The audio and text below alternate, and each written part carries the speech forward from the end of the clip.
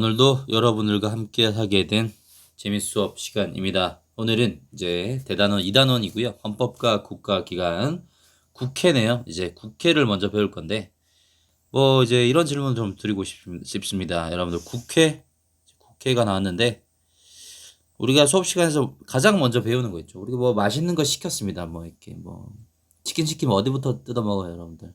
각자 취향은 다르겠지만 높은 확률로 닭다리를 뜯어 먹을 가능성이 상당히 높습니다. 그와 마찬가지로 이 국가기관 중에서도 가장 먼저 등장하는 이 국회는 제일 중요합니다. 왜냐하면 법을 만들면서도요. 그 중에서도 가장 중요한 것은 누구를 대표한다. 국민을 대표하는 기관이다 하는 겁니다.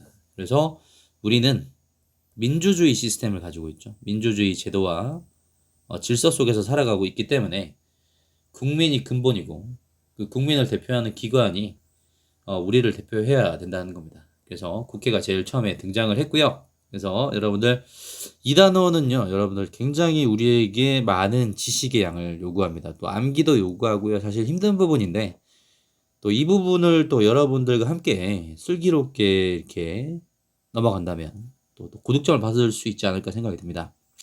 자, 넘어가서 헌법과 국가기관 이건 학교 와서 보여드리겠고요. 자, 학습 목표입니다. 입법기관으로서의 국회의 위상을 이해할 수 있다. 두 번째, 국회의 주요 조직을 설명할 수 있답니다. 자, 국회의 위상, 국회의 구성 이렇게 있는데 국회의 위상 세 가지, 국회의 구성 두 가지가 있습니다. 국회의 위상은요, 국민의 대표기관이면서 입법기관이자 국가 권력을 감시하고 견제하는 기관이다.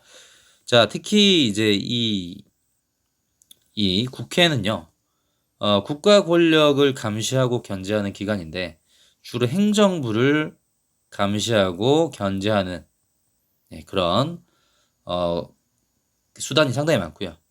또 사법부도 견제를 하고 있습니다. 사법부 견제. 자, 국회의 구성이 있습니다. 국회의 구성은 지역구 국회의원과 비례대표 국회의원으로 두 가지로 구분을 한다는 사실을 좀 기억해 두셨으면 좋겠고요. 자, 넘어가서 근로자가 정당한 이유 없이 단체 교섭을 거부하는 것을 부당 노동행위라고 한다. 정답일까요? X일까요? 네, X입니다. 어디가 틀렸을까요? 그렇죠. 근로자가 정당한 이유 없이 거부한 게 아니라 사용자가 정당한 이유 없이 단체 교섭을 거부하는 것, 이것을 부당 노동행위라고 한다. 자, 한 가지 더 물어볼게요, 여러분들. 부당 노동행위 말고 부당 해고가 있었죠, 그렇죠? 부당 해고. 적절치 못한 해고 사유를 통해서 적절치 못한 해고의 사유 없이 정당하지 않은 해고의 사유를 가지고 해고를 당했을 시에는 부당 해고라고 합니다. 부당 노동 행위는 노동 3권과 관련된 특히 단결권, 단체 교섭권, 단체 행동권 이런 것들을 저해하는 행동을 했을 때 부당 노동 행위라고 얘기를 했다. 자, 도입 활동입니다. 국가의 의사결정 우리에게 맡겨주세요. 자, 고대 아테네에서 모두가 한 곳에 모여 나란 일을 의논하면 어떨까? 자, 이 친구는 정말 주어가 생략되어 있는 것 같습니다. 우리나라도 고대 아테네에서처럼 모두가 한 곳에 모여 나란 일을 의논하면 어떨까? 이상주의자인 것 같습니다. 자, 바로 알아차리네요. 현대사회에서는 인구 많습니다. 영토 넓고요. 모든 국민이 한 곳에 모이기 어렵습니다. 우리나라 인구만 해도 5천만입니다. 국민국가의 형태를 잇띠고 있는 이 많은 사람들이 시공간적으로 한 곳에 모여서 의논하는 것 자체가 굉장히 비효율적이라는 거죠. 그럼 현대사회에서는 국민이 국가의 중요한 일을 의논하고 결정하지 못한다는 건가? 털썩. 우리 냥냥이가 토닥토닥 해주고 있습니다. 자, 옆에서 우리에게 맡겨주세요 하니까 꺄옹 하면서 이제 도망을 가네요. 깜짝 놀래가지고 이렇게 보고 있습니다. 자, 국민의 대표기관인 국민을 대신하여 나란 일을 의논하고 결정하고 있습니다. 자, 여기 이분들 다 공통점이 있죠. 여러분들 뭘 차고 있습니까? 국회의 배지를 차고 있습니다. 자, 가에 들어갈 말 과연 무슨 말일까요? 자, 해당하는 사람들을 무엇이라 부를까요? 여러분들 그렇죠. 국회의원이라고 부르죠. 자, 현대사회에서 가를 뽑는 이유를 그림에서 찾아 써보자. 이미 설명을 했습니다. 이유를 보자면 현대국가는 영토가 넓고 인구가 많고 사회가 복잡하죠. 그래서 모든 국민이 한자리에 모여 국가의 중요한 일을 직접 결정하기 어렵습니다. 국민이 모든 공적 문제에 대해 전문 지식을 갖기도 쉽지 않기 때문이다. 이렇게 얘기를 하고 있네요. 자, 그래서 법을 만드는 국민의 대표 기관 국회입니다. 먼저 우리가 잠시만요. 자, 먼저 우리가 살펴볼 것은 국회의 위상인데요. 자, 이거 왜 이렇게 넘어가죠? 죄송합니다. 자, 국회의 위상인데 일단 국민의 대표 기관입니다. 국민이 우리가 직접 뽑죠. 우리가 직접 투표를 합니다. 투표를 하고요. 또 이런 대표들로 구성이 됩니다. 이 대표들을 우리는 방금 국회의원이라고 얘기를 했고요. 자, 두 번째는 입법기관입니다. 국가의 조직 통치의 기초가 되는 법률을 만들거나 고친다. 그래서 제정하고 개정한다고 얘기를 합니다. 자, 세 번째는 국가 권력을 감시하고요, 견제합니다. 행정부, 법원 등 국가기관을 감시하고 견제를 해서 이게 중요합니다. 사실 국가 권력을 감시하고 견제하는 이유는 첫 번째는 국가 권력의 남용을 방지하기 위함과 국가 권력의 남용을 방지하게 되면 국민의 기본권이 보장이 되겠죠. 그렇죠? 자, 선생님이 아는 말 중에 이런 말이 있습니다. 절대 권력은 언제나 부패한다라는 말이 있어요. 사실 입법, 사법, 행정권을 모두 가지고 있었던 중세시대의 상황을 보면 굉장히 부당하고 영주나 봉건사회에서 영주가 인치라고 얘기하죠. 인치. 사람이 다스린다. 반대로 얘기를 하자면 반대말은 아니지만 법치. 이 둘 사이에서 봉건 영주 시대 때는 이제 인치입니다. 조선 시대도 마찬가지고요. 왕의 마음에 들지 않는다거나 법전이 있긴 하지만 이 권력이 상당히 왕에게 많이 집중이 되어 있었기 때문에 국가 권력이 사람의 감정이나 이성적이지 않은 부분에 의해서 휘둘리고 권력이 행사되어졌다는 겁니다. 그로 인해서 공정해야 될 국법이 상당히 균형추가 상당히 불균형이었다라는 거. 그래서 이제 근대사회로 오면서 국가 권력의 남용이 방지가 되면서 법치, 그렇죠. 법의 인격을 부여합니다. 법이 다스림을 하는 그런 평등한 사회로 나아갔다는 거죠. 자, 넘어가세요. 국회의 구성과 주요 조직입니다. 자, 국회 구성은요, 여러분들 이거 중요합니다. 두 가지로 구분이 됩니다. 두 가지. 지역구 국회의원과 비례대표 국회의원으로 구분이 되는데 우리나라 지역구 국회의원은 각 지역구에서 최고 득표자로 선출이 됩니다. 한 표로 다 앞선다면 그 대표가 지역구 국회의원이 되는 거죠. 지역구 국회의원은 전주 갑구, 을구 이런 식으로 나뉘는데 우리 지역구 국회의원 한번 검색해 보시면 알 수 있을 겁니다. 자, 비례대표 국회의원은요. 각 정당의 득표율에 비례해서 선출이 됩니다. 이거 뒤에서 자세하게 살펴보겠습니다. 자, 두 번째 국회의장단이 있습니다. 국회의원 중에서 국회의장 1명과 부의장 2명을 선출을 해서 국회를 운영을 하고 있고요. 자, 넘어가서 우리나라 국회의원은 어떻게 뽑을까? 방금 지역구 비례대표 이게 두 방법을 말씀드렸습니다. 자, 그래서 우리나라 국회의원 선거에서는 지역구 의원을 선출하기 위한 투표, 지역구 국회의원, 그 다음에 비례대표 국회의원을 선출하기 위한 정당 투표를 동시에 실시한다. 자, 이 투표와 이 정당 투표는 다르다는 거 기억하셔야 됩니다. 뒤에서 더 자세하게 보여드리겠습니다. 유권자는 자기 지역에 출마한 국회의원 후보자와 지지하는 정당에 각각 한 표씩 행사할 수 있다고 얘기를 합니다. 자, 그래서 넘어가겠습니다. 자, 내용 정리. 자, 국회의원 선거 투표, 비례대표 국회의원 선거 투표. 이제 여러분들이 이제 만 18세가 되면 이제 투표장에 갈 겁니다. 그래서 갔을 때 당황하지 마시라고 여러분들 투표용지 두 가지를 준비해 왔는데 여기 왼쪽은 지역구입니다. 그리고 비례대표인데 자, 두 개의 차이가 있죠. 그렇죠? 보시면 국회의원 선거 투표는 자, 당이 나오고요. 이름이 등장합니다. 그런데 비례대표 국회의원 선거는 당만 명칭이 나옵니다. 이렇게. 예. 자, 그래서 이 방법. 자, 맨 처음에 이제 소개해드렸던 지역구 투표용지는 자, 어떤 사람이 당선이 됩니까? 최다 득표를 한 사람이 당선이 된다고 얘기를 합니다. 최다 득표.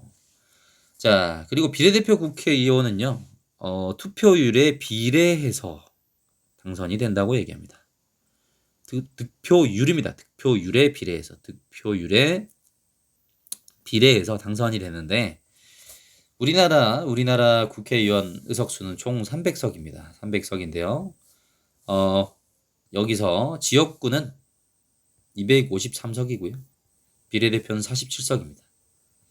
그래서 득표율에 따라서 이 47석을 분배를 하는데 47석이 조금 여러분들 좀 보시면 계산하기 어려워요. 우리가 이제 그러면 뭐 예를 들어서 쉽게 이해하기 위해서 비례대표제를 이해하기 위해서 총 의석수가 10석이라고 칩시다. 그래가지고 뭐 득표율이 A정당 30%, 30%, 20%, 10%, 10% 이렇게 나왔어요. 자, 그러면 A정당은 3석을 가져가겠죠. 그렇죠? 총 10석에 30%니까 10 곱하기 0.3하면 3석이 나오죠. 그렇죠?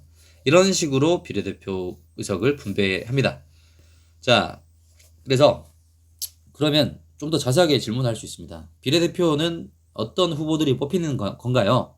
이렇게 물어볼 수 있는데 실제로 21대 국회의원 선거 비례대표 후보 명단입니다. 이게 어떤 거냐면 여러분들 쭉 1번부터 20번까지 쭉 나열을 해요. 쭉 나열을 합니다. 쭉 나열을 해서 당마다 다양한 당들이 있죠. 다양한 당들마다 비례대표 후보 명단을 제시를 합니다.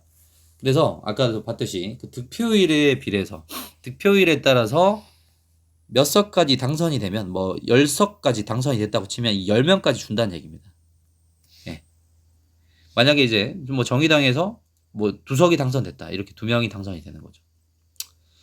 뭐 이렇게 접근을 하시면 되겠습니다. 자, 그리고요. 여러분들 좀 이제 눈치 빠른 친구들은 확인을 하셨을지 모르겠지만 자, 13579에는 성별로 따졌을 때 어떤 성이 들어가나요? 예. 홀수번에는 여성이 들어갑니다. 홀수. 짝수번에는 남성이 들어갑니다. 자, 1번부터 여성인데 선생님 왜 이거 불공평한 거 아닙니까? 이렇게 얘기할 수 있는데 아니죠. 오히려 고위공직자, 고위직에는 오히려 여성들의 숫자가 현저히 적습니다. 특히 우리나라는 다른 OECD 국가, 선진국들에 비해서 상당히 적은 수의 고위공직자, 여성의 비율을 가지고 있다는 겁니다. 그래서 이런 실질적 평등을 만들기 위해서 이렇게 13579엔 여성을 이제 투입하고요. 자, 그 다음에 실제로 우리 21대 비례대표 당선 현황입니다. 그래서 이런 순으로 보시면 여기 보시면 득표율이 나와 있죠. 그렇죠. 득표율이 나와 있어서 뭐 이렇게 나와 있습니다. 뭐 소수점까지 계산하는 방법은 이제 뭐 고등학교나 대학교 가시면 배우는 방법이기 때문에 비율로만 이렇게 살펴보시면 미래한국당 뭐 19석, 더불어시민당 17석, 정의당 5석, 국민당 3석, 열린민주당 3석입니다. 자, 이렇게 해서 우리 비례대표가 당선이 됐다는 거 기억해 두셨으면 좋겠고요. 자, 그리고요. 국회 주요 조직입니다. 상임위원회와 본회의로 나뉘는데 상임위원회는 분야별로 조직돼 있어요. 그래서 법률안, 예산안, 청원 등을 심사하는 곳인데 효율적으로 의사를 진행하기 위해서 만들어진 위원회입니다. 뒤에서 자세하게 살펴볼 거고요. 본회의는요. 각 상임위원회에서 심의한 법률안, 예산안, 청원 등을 최종적으로 결정을 합니다. 그리고 국회는 회의를 하는데요. 회의가 종류가 2가지가 있습니다. 정기회냐, 임시회냐에 따라서 구분을 하는데 정기회는 매년 1회, 임시회는 필요에 따라 수시로 한다는 겁니다. 자, 둘 구분하는 기준 알겠죠? 정기적으로 하냐, 아니면 필요에 따라서 하냐를 구분하고 자, 회의 공개 원칙, 국회 회의는 공개를 원칙으로 합니다. 그래서 국민들이 우리들의 의사를 어떻게 실현해 나가고 있느냐를 항상 살펴봐야 되겠죠? 그렇죠? 자, 21대 국회 전반기 상임위원회 위원장과 위원회의 명단이 위원회의 이름이 나와 있습니다. 자, 그래서 상임위원회 이쪽 라인을 보시면 굉장히 많은 분야가 있다는 걸 알 수 있겠죠. 그렇죠? 국회 운영위, 법제사법위, 정무위원회, 여성가족위원회, 국토교통위원회, 보건복지위원회 등등등 위원장도 다 있고요. 그래서 이제 우리가 법률안을 사실 통과시키려고 할 때 본회의를 거치기 전에 이 상임위원회를 거칩니다. 여기서 좀 더 자세한 전문 위원들이 자세하게 또 여기서 우리 국민과 관련되어 있는 법률을 다루고 있다는 거죠. 자, 국회 본회의장입니다. 멋있지 않습니까, 여러분들? 여기 가운데 이제 국회의장이 나와서 국회의 의사를 진행하고 있고요. 그래서 요즘은 이제 기자들이 상당히 이제 좋은 카메라를 쓰고 있기 때문에 여기서 뭐 핸드폰하고 있는 모습들 있죠. 이런 것들을 다 이렇게 찍고 있습니다. 대화 내용까지 심지어 이렇게 사생활까지도 노출될 수 있다는데, 어, 국회의원들 사실 국회에 오시면 열심히 일을 하셔야 되겠죠. 그렇죠. 뭐 국정과 관련되지 않은 그런 일을 여기서 하면 안 되겠고, 오히려 이분들은 공인이기 때문에 사실 그런 이론이 있어요. 공인이기 때문에 이 공인들의 사생활이 좀 더 국민들에게 노출되어야지 국민들이 그 의원을 믿고 그 공인을 믿고 좀 더 신뢰할 수 있는 국회의 활동을 기대할 수 있다는 겁니다. 그래서 이분들이 우리나라를 운영해 나가고 계신데 좀 더 이제 힘써 주셔가지고 좋은 나라 만들었으면 좋겠습니다. 자, 확인학습 가겠습니다. 국회는 법을 만드는 국가작용, 즉 무엇을 담당합니까? 힌트 나왔죠? 입법이죠. 입법. 자, 2번 국회의 위상과 그 내용을 이렇게 연결해보자. 자, 입법기관은 그렇죠. 기역으로 갑니다. 만들거나 고침, 법을 제정하고 고친다, 개정한다. 국민의 대표기관, 자, 니은으로 가야 되겠죠? 자, 3번은 디귿으로 가고, 자, 3번 문제 중요합니다. 여러분들. 첫 번째는 그렇죠. 지역구 국회의원, 두 번째는 비례대표 국회의원입니다. 자, 이렇게 봤고요. 계속 가겠습니다. 자, 여러분들. 두 번째 큰 단원. 자, 국회의 기능을 제시할 수 있다. 그리고 국회 활동 사례와 관련 있는 국회의 기능을 찾을 수 있다. 입니다. 자, 국회의 기능을 크게 세 가지로 구분해 보죠. 입법에 관한 기능, 재정에 관한 기능, 일반 국정에 관한 기능입니다. 자, 이 세 가지를 그 분리별로 공부를 해보셔야 합니다. 자, 이전에 학습한 거, 방금 학습한 거 한번 볼게요. 국회 본회의에서는 각 상임위원회에서 심의한 법률안, 예산안, 청원 등을 최종적으로 결정한다. 어떻습니까? 정답이죠. 그렇죠. 본회의에서 항상 최종적으로 결정을 합니다. 자, 국회는 어떤 기능을 할까요? 자, 입법에 관한 기능입니다. 자, 보시면 법률을 제정하고요. 그 다음에 개정합니다. 법률을 만들고 고치는 활동을 한다는 겁니다. 그렇죠. 법률을 이제 만드는 것도 중요하지만 만드는 거 뭐 중요합니다. 사회의 각 요구들을 받아서 국회의원들이 그것을 요구하는 거 상당히 중요하고요. 그 다음에 개정하는 것도 중요하죠. 왜냐하면 그 법이 사실 시대를 초월해서 항상 통용되는 것은 아니기 때문입니다. 그래서 그 시대에 맞는 그런 사안들을 살펴봐야 된다는 것이고요. 자, 두 번째 헌법 개정안의 제안 및 의결입니다. 헌법 개정안을 제안하고 의결을 해야 됩니다.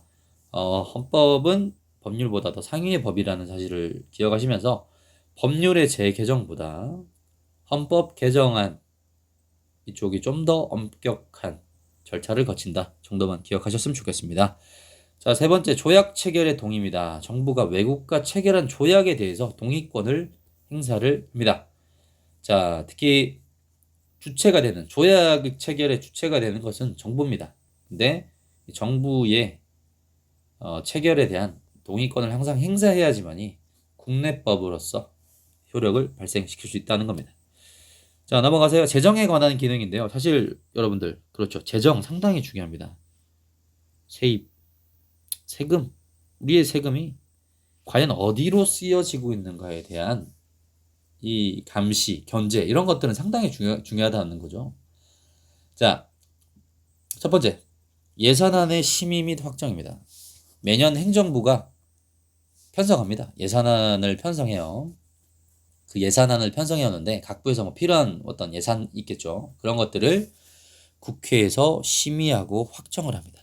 네, 심의하고 확정을 합니다.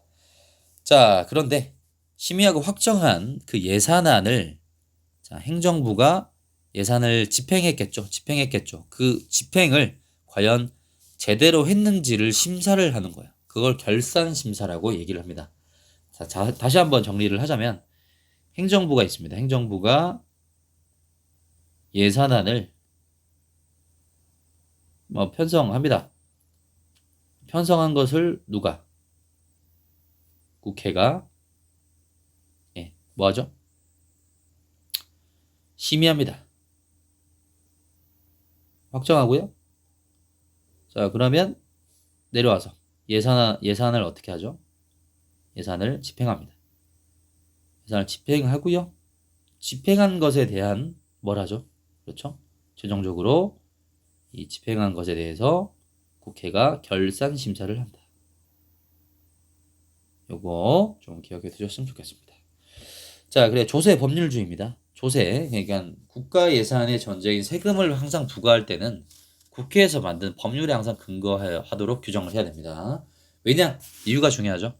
국민의 무엇을 보장하기 위해서, 보호하기 위해서, 국민의 재산권을 보호하기 위해서입니다. 자, 넘어가서 일반 국정에 관한 기능인데요. 자, 전 시간 살펴봤는데 국정감사와 조사입니다. 정기적으로 행정부가 하는 일을 감사합니다. 바로 잡는 거죠. 국정조사는 특정한 사안이 발생했을 때 그에 대해 조사해서 바로 잡는 거예요. 그래서 예전에 뭐 국정감사에는 뭐 장관뿐만 아니라 사회에 각 영향을 미치는 다양한 주체들이 국정감사에 참여합니다. 그래서 거의 연말쯤에 개최가 됐는데 상당히 재밌는 어떤 논전들이 많이 오가는 경우도 있고요. 저희 TV에 나온 유명하신 분들 중에서도 백종원 씨도 한번 나온 적이 있습니다. 그래서 골목 상권에 대한 활성화 방안에 대해서 국정감사에서 질의응답을 받았던 그런 사례도 있습니다. 자, 임명동의 가겠습니다. 국무총리, 대법원장, 헌재소장 등에 대한 인사청문회를 실시하고 임명에 대한 동의권을 행사합니다.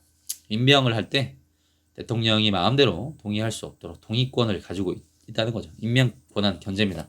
뭐 국무총리, 대법원장, 헌재소장 등등이 있는데 뭐 두 사람 더 있습니다. 감사원장, 뭐 대법관 이런 거 이제 임명할 때 항상 동의권 행사하고요. 세 번째는 탄핵 소추를 의결합니다. 여러분들도 모두 다 경험을 해보셨을 겁니다. TV를 통해서 다 봤을 건데 우리가 봤던 탄핵은 대통령이 탄핵이 되었죠. 여러분들 이걸 착각하시면 안 돼요. 국회를 우리가 배우고 있는데 국회에서 탄핵을 소추할 수 있습니다. 탄핵에 대한 소를 제기할 수 있다는 얘기예요. 어디로 제기합니까? 헌법재판소에다가 제기를 하는 거예요. 판결은 어디서 한다? 헌법재판소에서 하는 겁니다. 국회에서 탄핵 소추 의결을 할 수 있지 헌법 탄핵 심판을 할 수 있는 건 아니에요. 헌법재판소에서 탄핵 심판을 합니다. 이거 두 가지 구분하셔야 돼요. 자, 그래서 어떤 직군에 있는 사람들, 대통령, 국무총리, 행정각부의 장, 법관 등 고위공무직이죠. 그렇죠? 직무 수행 과정에서 이거 중요합니다. 사례, 이유, 헌법이나 법률을 위반한 경우, 헌법률을 위반한 경우에 그 자리에서 물러나게 하기 위한 탄핵 소추를 의결할 수 있습니다. 넘어가서요. 우리나라에서 법률은 어떻게 만들어질까? 교과서에는 이렇게 간단하게 위에 제시가 되어 있는데, 자, 이렇게 제시되어 있는데, 요 아래 걸로 좀 공부를 하셨으면 좋겠습니다. 일단은 법률안 제출, 발의라고 얘기를 하는데, 사실 교과서에서는 발의는 국회의원 10인 이상, 행정부는 제출한다고 얘기를 하더라고요. 발의한다라고 막 같이 쓰기도 합니다. 사실. 그래서 국회의원 10인 이상이 제출할 수도 있고요. 행정부가 또 제출할 수 있습니다. 근데 사실 순수한 대통령제에서는 행정부에서는 법률안 발의가 되지 않습니다. 우리나라는 의원 내각제와 대통령제를 동시에 가지고 있기 때문에 이렇게 행정부에서도 제출이 가능하고요. 자, 법률안을 제출했습니다. 그럼 국회의장이 받죠. 국회의장이 이 법률안에 대해서 회부를 합니다. 어디로 회부를 하냐? 아까 우리가 살펴봤었던 상임위원회에 회부를 하고요. 이거를 본회의에 의결을 상정합니다. 뭐 여기 사이에 뭐 법사위라고 또 있어요. 법사위라고 법제사법위원회라고 뭐 자구심사 이 법안이 뭐 법률적으로 형성이 되느냐 자구 뭐 축조 뭐 글자 수 뭐 이런 것들 등에 대한 심사 등을 합니다. 그래서 본회의로 이제 의결이 가는데 자 여기서 중요한 건 의결 정족수가 상당히 중요합니다. 최초 의결을 할 때 제적의원 과반수 출석과 제적의원 과반수 찬성이에요. 자 우리나라 제적의원 몇 명이라 그랬습니까? 300명이죠. 그럼 과반수 자 우리나라 제적의원 300명인데 그 중에서 과반수가 참여해야 되면 몇 명이 참여해야 됩니까? 151명이 참여를 해야 되겠죠. 그렇죠? 그 중에서도 출석 의원에서 과반수가 찬성을 해야 되겠죠. 그렇죠? 그러면 몇 명, 과반수면 몇 명 정도 찬성을 해야 됩니까? 그렇죠. 자, 151명이 참석을 했다면 여기서 예, 몇 명입니까? 그렇죠. 자, 76명 정도가 참석을 해야지 이 법률안이 통과가 됩니다. 이게 정부로 이송이 되죠. 대통령은 뭐 15일 이내에 공포를 해야 됩니다. 그런데 말이죠. 여기서 보시면 대통령이 마음에 안 들 때가 있어요. 사실 이게 대통령이 국회를 견제하는 수단 중에 하나인데, 가장 강력한 수단 중에 하나인데, 법률안 거부권이 있습니다. 환부 및 제의요구. 다시 한번 검토해봐라. 15일 이내에 이걸 제기합니다. 그럼 국회의장이 가는 거죠. 자, 국회의장이 여기 상임위원회에 다시 회부할 수도 있고, 직권 상정을 통해서 본회의로 바로 보낼 수도 있습니다. 자, 그러면 다시 왔어요. 다시 왔을 때 재의결을 할 수 있는 거죠. 제적의원 과반수 출석과 출석 의원이 3분의 2 이상 찬성해야 됩니다. 여기보다 좀 더 어떻게 됐어요, 여러분들? 까다로워졌죠. 까다로워졌어요. 까다로워지고 엄격해졌습니다. 자, 그래서 다시 이걸 받고 재의결 시 5일 이내에 공포를 해야 됩니다. 법률이 시행됐는데 교과서 보시면 공포 후 20일 이후에 법률이 이제 시행된다는 겁니다. 만약에 이제 대통령이 공포 안 하면 이제 이거 법률 시행 안 되는 거 아닙니까? 이렇게 질문할 수도 있는데 걱정하지 마십시오, 여러분들. 국회의장이 대신 공포합니다. 자, 넘어갔어. 헌법 개정도 있습니다. 국회 제적의원 과반수 또는 대통령의 헌법 개정안 발의. 요것도 이제 좀 중요한데, 제적의원 과반수 또는 대통령이 발의를 합니다. 대통령이 공고를 20일 이상 하고요. 60일 이내에서 이제 국회 의결을 하는데, 제적의원 3분의 2 이상이 찬성해야 돼요. 자, 우리 아까 봤지만 300명 곱하기 3분의 2 이상 찬성하려면 몇 명입니까? 200명 이상 찬성해야 되죠. 그렇죠? 자, 30일 이내에 국민투표를 실시해야 되는데, 자, 여기서도 국회의원 선거권자 과반수 투표 과반수 찬성으로 헌법 개정안을 확정합니다. 그래서 국회의원 선거권자라고 한다면 여러분들 만 18세를 넘어서 투표권, 선거권을 가지고 있는 사람들이 투표에 참여를 해서 그 수에 있는 사람들이 과반수가 투표에 참여해서 투표자 과반수가 찬성을 해야 됩니다. 즉시 대통령이 공포를 해서 헌법을 시행할 수 있도록 해야 된다는 거죠. 자, 즉시 공포를 여러분들 하는 경우도 있고, 헌법 불합치 결정을 내려서 일정 시간을 두는 경우도 있습니다. 넘어가서 자, 헌법에 규정된 국회의 기능을 알아보자. 자, 자료 1번입니다. 지금 예산안이죠. 예산안에 대해서 얘기를 하고 있는데 이건 어디로 가야 됩니까? 자, 잠깐 시간을 드릴 테니까 포즈 버튼 누르시고요. 한번 해보십시오. 자, 헌법 죄송합니다. 자, 한번 가보도록 하죠. 자료 1번은 어디로 가야 됩니까? 헌법 제 54조로 가야 되겠죠.